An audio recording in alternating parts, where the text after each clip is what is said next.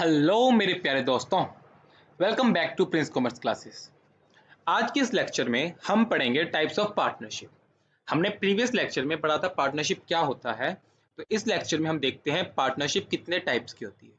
तो partnership basically हम दो पार्ट्स में डिवाइड करते हैं, on the basis of duration and on the basis of liability.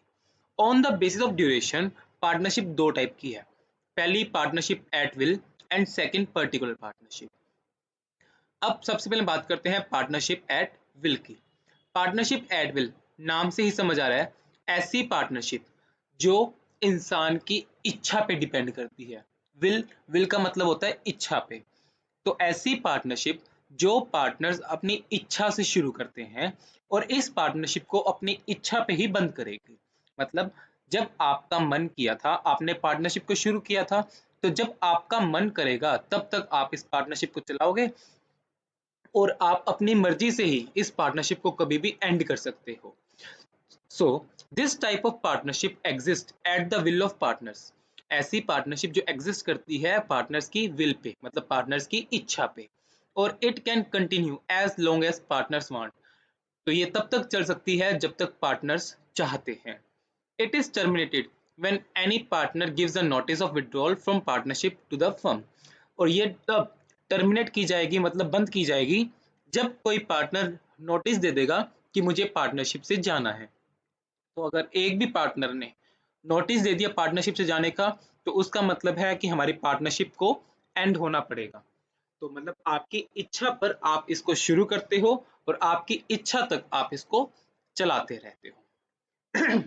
तो पार्टनरशिप एट विल मतलब ऐसी पार्टनरशिप जो इच्छा से शुरू हुई थी, इच्छा तक ही चलेगी। जब तक आपका मन करेगा तब तक आप पार्टनरशिप को चला सकते हो, और जैसे ही किसी पार्टनर ने नोटिस दे दिया कि मुझे पार्टनरशिप से जाना है, तो उस टाइम पे इस पार्टनरशिप को बंद होना पड़ेगा। और पर्टिकुलर पार्टनरशिप ऐसी पार्टनरशिप है जो किसी पर्टिकुलर ऑब्जेक्टिव को पूरा करने के लिए शुरू की जाती है। फॉर एग्जाम्पल, अगर कुछ पार्टनर्स मिलकर एक रोड को बनाने का काम लेते हैं, तो ऐसी पार्टनरशिप तब तक चलेगी जब तक रोड का काम पूरा नहीं हो जाता। जैसे ही उस रोड का काम पूरा हो जाएगा, उनके बीच की जो पार्टनरशिप थी वो बंद हो जाएगी। So this type of partnership is formed for accomplishment of a particular project. जो एक पर्टिकुलर प्रोजेक्ट को पूरा करने के लिए पार्टनरशिप की जाती है, उसको बोलते हैं पर्टिकुलर पार्टनरशिप। और ये एक फिक्स टाइम के लिए होती है। मान लो फिक्स टाइम है, जब तक रोड नहीं बन जाती। तो जब तक रोड नहीं बनती तब तक पार्टनरशिप चलेगी। जैसे ही आपका काम पूरा हो गया, तब ये पार्टनरशिप बंद हो जाएगी। So it dissolves automatically when the purpose is fulfilled. जब आपका पर्पस पूरा हो गया, पार्टनरशिप खत्म। या मान लीजिए आपने कोई पार्टनरशिप शुरू की है for the period of 5 years. हमने बोला कि हम पार्टनरशिप को 5 साल तक चलाएंगे। तो जैसे ही 5 साल खत्म हो जाएंगे, हमारे बीच में जो एग्रीमेंट हुआ था पार्टनरशिप का, वो एग्रीमेंट खत्म हो जाएगा और हमारी पार्टनरशिप भी खत्म हो जाएगी। तो दोनों में डिफरेंस, ये पार्टनरशिप इच्छा तक चलती है, ये पार्टनरशिप पर्टिकुलर ऑब्जेक्टिव तक चलती है या पर्टिकुलर ड्यूरेशन तक चलती है। ये जब मन करा हम बंद कर सकते हैं। ये तभी बंद होगा जब हमारा ऑब्जेक्टिव पूरा होगा या हमारा टाइम पीरियड पूरा होगा। क्लियर है? Next, on the basis of liability. तो on the basis of liability partnership दो टाइप की होती है, general partnership and limited partnership. General partnership and limited partnership. General partnership का मतलब है ऐसी पार्टनरशिप जिसमें सभी पार्टनर्स की लायबिलिटी अनलिमिटेड है। ऐसी पार्टनरशिप जिसमें सभी की लायबिलिटी अनलिमिटेड है उसको बोलते हैं आम partnership, general partnership. Liability unlimited होने का मतलब है कि सभी पार्टनर्स को अपने पर्सनल एसेट्स बेचने पड़ सकते हैं। ऐसी पार्टनरशिप को, मतलब जनरल पार्टनरशिप को, रजिस्ट्रेशन करवाना भी कंपलसरी नहीं होता। इनके पास ऑप्शन है, चाहे तो आप रजिस्ट्रेशन करवा लीजिए, चाहे आप रजिस्ट्रेशन ना करवाएं। और ऐसी पार्टनरशिप में अगर किसी भी पार्टनर को कुछ हो जाता है, चाहे उसकी डेथ हो जाती है, चाहे वो लुनेसी हो जाता है, मतलब पागल हो जाता है, चाहे वो इंसॉल्वेंट हो जाता है, या वो चला जाता है पार्टनरशिप छोड़ के रिटायरमेंट ले लेता है, तो उस टाइम पे ऐसी पार्टनरशिप पे अफेक्ट पड़ता है। मतलब ये पार्टनरशिप को बंद करना पड़ता है। तो जनरल पार्टनरशिप मतलब ऐसी पार्टनरशिप जो एक आम पार्टनरशिप है जिसमें सभी पर्सन्स की लायबिलिटी अनलिमिटेड होती है। इसको रजिस्ट्रेशन करवाना कंपलसरी नहीं है, इसके पास ऑप्शन है, चाहे तो रजिस्ट्रेशन करवाए चाहे रजिस्ट्रेशन ना करवाए। और इसकी एग्जिस्टेंस पे, इसके चलने पे तब असर पड़ेगा जब कोई पार्टनर या तो मर गया, या लुनेटिक हो गया, पागल हो गया, इंसॉल्वेंट हो गया, दिवालिया निकल गया, या उसने पार्टनरशिप को छोड़ दिया। तो जैसे ही इन चारों केसेस में कुछ होता है, हमारी ये पार्टनरशिप बंद हो जाती है। और लिमिटेड पार्टनरशिप का मतलब है ऐसी पार्टनरशिप जिसमें एक कम से कम एक पार्टनर की लायबिलिटी अनलिमिटेड होनी चाहिए, बाकी सबकी लिमिटेड लायबिलिटी हो सकती है। तो ऐसी पार्टनरशिप जिसमें at least one partner has unlimited liability and others में हैव लिमिटेड लायबिलिटी, जिसमें एक की लायबिलिटी तो लिमिटेड और बाकियों की अनलिमिटेड। मतलब कम से कम एक ऐसा होना चाहिए जो अपने पर्सनल एसेट्स बेचे और बाकियों को अपने पर्सनल एसेट्स ना बेचे, नहीं बेचने पड़ सकते।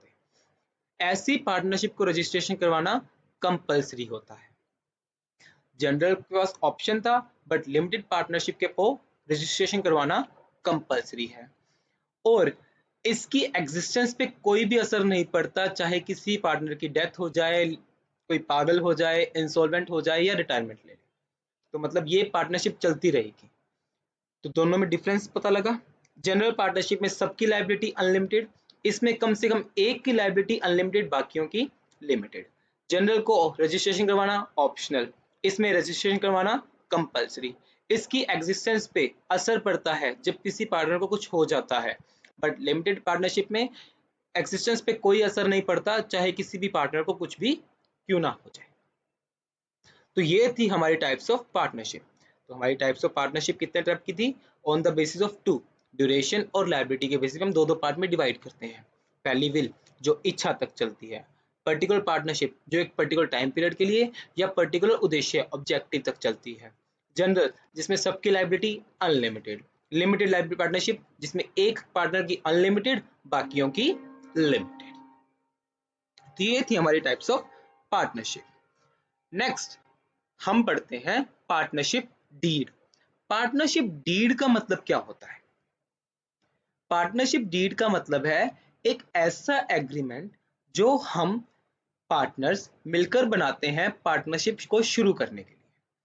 तो a written agreement which specifies the terms and conditions that govern the partnership, कि हमारी पार्टनरशिप में हम किस तरह काम करेंगे, कौन सा पार्टनर कितना पैसा लगाएगा, कौन सा पार्टनर क्या क्या लेकर जाएगा या क्या क्या लेकर आएगा, ये सब बातें हम एक कागज पे लिख लेते हैं। उस कागज को ही हम बोलते हैं पार्टनरशिप डीड। और ये डीड चाहे तो रिटन भी हो सकती है, चाहे तो ओरल भी हो सकती है। Such agreement can be written और ओरल, बट हम ज्यादातर प्रेफर कौन सा मेथड करते हैं? Written agreement. क्लियर?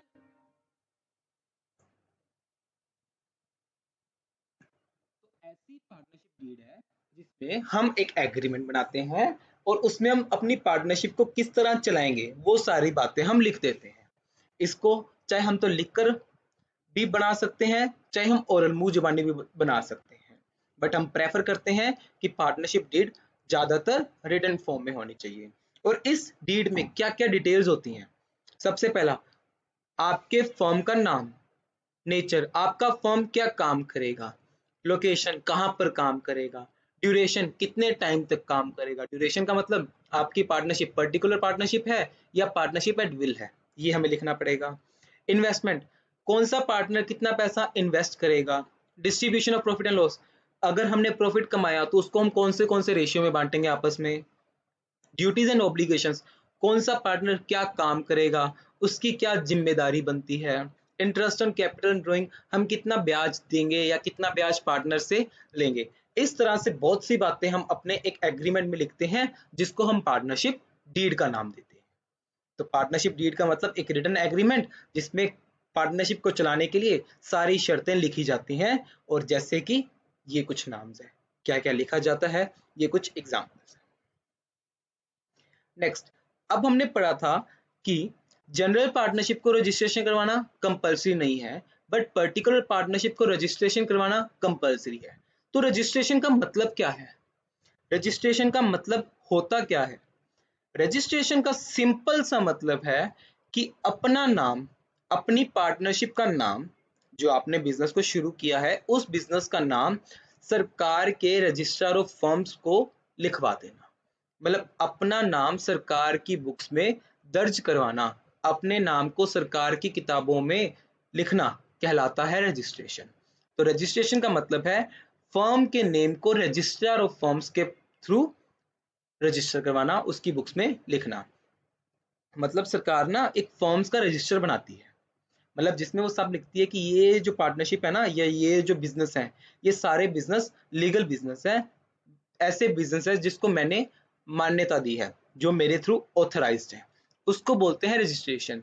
तो अपने बिजनेस को रजिस्टर और फर्म्स की बुक्स में लिखना कहलाता है रजिस्ट्रेशन। तो ये आपके पास ऑप्शनल है, चाहे तो आप करवा सकते हो, चाहे तो आप रजिस्ट्रेशन ना करवाओ। हमने पढ़ा था ना, जनरल पार्टनरशिप के पास ऑप्शन है कि वो रजिस्ट्रेशन करवा भी सकता है, नहीं भी करवा सकता। तो अब हम करवाएं या ना करवाएं, बात यहीं पे आएगी कि आपको रजिस्ट्रेशन करवाना चाहिए या नहीं करवाना चाहिए। तो इसमें हम बात करते हैं कि आपको फायदा क्या मिलेगा अगर आप रजिस्ट्रेशन करवाओगे, या आपको नुकसान क्या है अगर आपने रजिस्ट्रेशन नहीं करवाया। तो हम यहाँ नुकसान की बात कर रहे हैं। In case a firm does not get registered, अगर एक फर्म अपने आप को रजिस्टर नहीं करती तो उसको कुछ बेनिफिट्स नहीं मिलते, इट इज डिप्राइव्ड, उसको कुछ बेनिफिट्स का लॉस होता है। क्या लॉस होता है? पहला, a partner of unregistered firm can not file a suit against a firm और अदर पर्सन। अगर आपने रजिस्ट्रेशन नहीं करवाया ना, तो आपकी फर्म का जो पार्टनर है वो किसी भी पार्टनर के खिलाफ या कंपनी के खिलाफ, मतलब आपकी फर्म के खिलाफ कोई केस नहीं कर सकता। मान लीजिए 4 पार्टनर्स थे, 4 पार्टनर्स में से आपने मिलकर एक पार्टनरशिप का बिजनेस शुरू किया। अब किसी पार्टनर को किसी दूसरे पार्टनर ने धोखा दे दिया, मतलब 4 पार्टनर थे ए बी सी डी, ए ने बी पार्टनर को धोखा दे दिया, उसका कुछ पैसा खा गया। अब पार्टनरशिप फर्म आपकी रजिस्टर्ड तो है नहीं, तो बी ए पे केस नहीं कर सकता। तो पहला नुकसान आपको क्या होगा? आप फर्म पे केस नहीं कर सकते, या आप अपने किसी सह पार्टनर के साथ को पार्टनर के ऊपर केस नहीं कर सकते। तो मतलब पार्टनर केस नहीं कर सकता, ना तो किसी भी दूसरे पार्टनर पे, ना अपनी फर्म पे, पहला लॉस। दूसरा, फर्म भी किसी थर्ड पार्टी पे केस नहीं कर सकती, मतलब आपके बिजनेस को किसी दूसरे बंदे के बिजनेस ने धोखा दिया, तो आपका बिजनेस जो अनरजिस्टर्ड है ना, वो दूसरे पर्सन पर केस नहीं कर सकता, क्योंकि आपने अपना नाम बुक्स में नहीं लिखवाया, तो अब आप केस भी नहीं कर पाओगे। और एक फर्म अपने पार्टनर्स पे भी केस नहीं कर सकती। तो सिंपल सा मतलब है, ना फर्म पार्टनर्स पे केस करेगा, ना पार्टनर्स फर्म पे केस करेंगे, ना पार्टनर किसी दूसरे पार्टनर पे केस करेंगे, ना आपकी फर्म किसी दूसरी फर्म पे केस कर सकती है। तो मतलब क्या है, आपको अगर कोई भी बंदा धोखा भी दे रहा है ना, आपका पैसा खा भी रहा है, तो आप उन पे केस नहीं कर सकते, कोई कानूनी कार्रवाई नहीं कर सकते। तो आपको ये लॉस होता है अगर आप अपने आप को रजिस्ट्रेशन नहीं करवाते, या आप अपने आप को रजिस्टर्ड नहीं करते। तो आपको 3 मेन लॉस होते हैं। पहला, पार्टनर किसी दूसरे पार्टनर पे केस नहीं करेगा, या पार्टनर अपनी फर्म पे केस नहीं करेगा। दूसरा, फर्म पार्टनर पे केस नहीं कर सकती। तीसरा, फर्म किसी दूसरी फर्म पे केस नहीं कर सकती। क्लियर है? तो रजिस्ट्रेशन करवाना इसलिए बेनिफिट है क्योंकि आपको ये 3 फायदे मिल जाते हैं, आप किसी भी बंदे पे केस कर सकते हैं। नेक्स्ट, अब रजिस्ट्रेशन करवाने के फायदे तो हमने देख लिए, बट रजिस्ट्रेशन करवाने का तरीका क्या है, प्रोसेस क्या है, उसका प्रोसीजर क्या है? प्रोसीजर है, सबसे पहले आपको सभी डॉक्यूमेंट्स सही तरीके से रजिस्ट्रार को सबमिट करने होते हैं। सबसे पहले सारे के सारे जो डॉक्यूमेंट्स है ना, उन सभी डॉक्यूमेंट्स को रजिस्ट्रार को सबमिट करो। जिस तरीके से रजिस्ट्रार ने आपसे डॉक्यूमेंट्स मांगे हैं, उसी तरीके से सारे डॉक्यूमेंट्स रजिस्ट्रार को दे दो, और उन डॉक्यूमेंट्स पे सभी पार्टनर्स के साइन होने चाहिए। This application should be sign by all the partners. मतलब आपने क्या हुआ, एक एप्लीकेशन लगाया एप्लीकेशन पे लिखा कि मेरे को अपनी फर्म को रजिस्टर करवाना है और मैंने अपने डॉक्यूमेंट्स पीछे अटैच किए हैं, तो आपकी उस एप्लीकेशन पे सभी पार्टनर्स के साइन होने चाहिए। मतलब सभी पार्टनर्स चाहते हैं कि हम रजिस्ट्रेशन करवाएं। उसके बाद आपको रजिस्ट्रेशन की जो फीस है उस फीस को डिपॉजिट करवाना पड़ेगा रजिस्ट्रार के पास। जितने अभी पैसा लगता है रजिस्ट्रेशन में वो पैसा आपको देना पड़ेगा। उसके बाद रजिस्ट्रार आपका डॉक्यूमेंट्स देखेगा, डॉक्यूमेंट्स देखने के बाद उनको अप्रूव करेगा। अप्रूव करने के बाद अब आपकी फर्म का नाम अपने रजिस्टर में लिख देगा और आपको एक सर्टिफिकेट ऑफ रजिस्ट्रेशन दे देगा। तो बेसिकली 4 स्टेप है। पहला, सभी डॉक्यूमेंट्स को रजिस्ट्रार को सबमिट करो। उन डॉक्यूमेंट्स के साथ जो आपने एप्लीकेशन लगाई है उस एप्लीकेशन पे सभी पार्टनर्स के साइन होने चाहिए। तीसरा, रजिस्ट्रेशन की जो फीस है उस फीस को सबमिट कर दो और उसके बाद रजिस्ट्रार डॉक्यूमेंट्स को चेक करेगा और चेक करने के बाद आपको सर्टिफिकेट ऑफ रजिस्ट्रेशन दे देगा। क्लियर है? तो ये था रजिस्ट्रेशन का प्रोसीजर। तो समझ आया हमने क्या देखा? हमने देखा कि कितने तरह की पार्टनरशिप होती है। पार्टनरशिप हमने देखी, पार्टनरशिप एट विल, जो इच्छा पर चलती है, इच्छा पर खत्म होती है। पर्टिकुलर पार्टनरशिप जो एक पर्टिकुलर टाइम पीरियड के लिए होती है या पर्टिकुलर किसी काम के लिए होती है। जनरल पार्टनरशिप जिसमें सभी पार्टनर्स की लायबिलिटी अनलिमिटेड होती है। लिमिटेड पार्टनरशिप जिसमें एक पार्टनर की तो अनलिमिटेड होनी चाहिए, बाकियों की लिमिटेड हो सकती है। उसके बाद हमने देखा पार्टनरशिप डीड क्या होती है, उसको कौन से तरीके से लिखा जाना चाहिए, उसमें क्या क्या डिटेल्स होनी चाहिए। उसके बाद हमने देखा रजिस्ट्रेशन क्या होता है, रजिस्ट्रेशन अगर नहीं करवाती कोई फर्म तो उसको क्या क्या लॉस हो सकता है और रजिस्ट्रेशन करवाने का क्या क्या प्रोसीजर है। तो ये सब हमने आज की वीडियो में सीख लिया। क्लियर?